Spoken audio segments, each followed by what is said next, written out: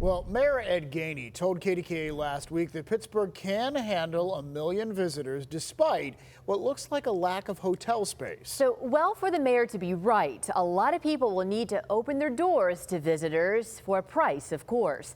New this morning, John Shumway looked into what you will need to do to cash in. Good morning. Yeah, and we're talking about the NFL draft here. This is nothing new, actually. It happens around the Derby, the Indy 500, the Masters, and yes, every year around the NFL draft and the U.S. Open. On a website of houses available for the U.S. Open next year at Oakmont sits the Leibrock family home just down the street.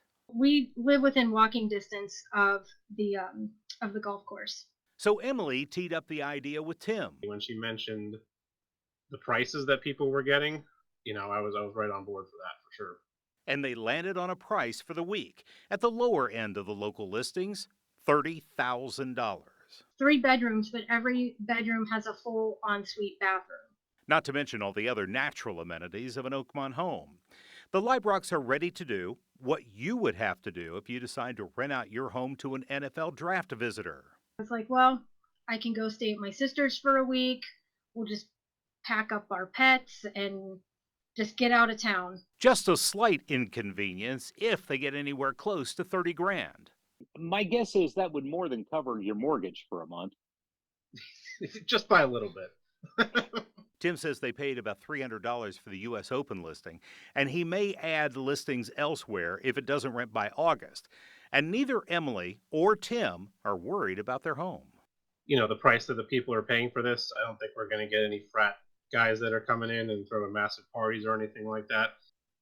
What about the NFL draft in 2026? Oh yeah, absolutely. If this goes well, we would absolutely do it again. Absolutely, 100% in.